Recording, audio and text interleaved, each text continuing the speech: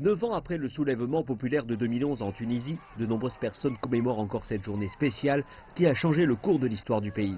La Tunisie a organisé ses troisièmes élections législatives libres, équitables et indépendantes en 2019. La liberté est souvent décrite comme étant le seul accomplissement. La liberté de la presse et de la parole sont les principales réalisations de la révolution. De plus, la transition politique est jusqu'à présent réussie. La société civile est très active et les syndicats sont forts. Pourtant, de nombreux défis restent à relever. De nombreux objectifs, principalement économiques et sociaux, n'ont pas encore été atteints. Le taux de chômage est toujours élevé et le pouvoir d'achat de la classe moyenne a chuté ces dernières années. La sécurité est une préoccupation quotidienne. Les problèmes économiques et sociaux n'ont pas été résolus par les gouvernements successifs. La liberté est précieuse, mais elle ne nous nourrit pas.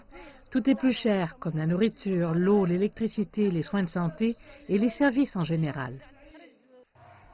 En octobre 2019, le comité des martyrs et des blessés de la Révolution avait publié sa liste définitive. Celle-ci inclut les noms de 129 martyrs et de 634 blessés. Mais cette liste définitive n'a pas été publiée au journal officiel. Plus de 3000 jeunes qui ont subi des blessures physiques en 2011 réclament toujours justice. Beaucoup disent ne pas être touchés par la mise en œuvre du décret numéro 97 sur l'indemnisation des victimes. Je ne suis pas ici pour célébrer. Je suis triste parce que ceux qui ont tué ou blessé des civils sont toujours libres. Ils devraient être tenus de rendre des comptes afin que nous puissions tourner la page et aller de l'avant.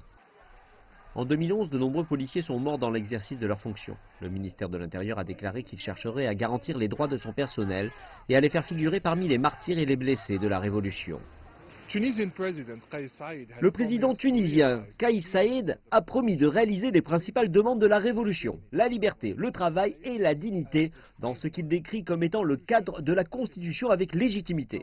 Mais le secrétaire général de l'Union du Travail a menacé l'État d'une deuxième révolution s'il ne répond pas aux exigences sociales et économiques du peuple.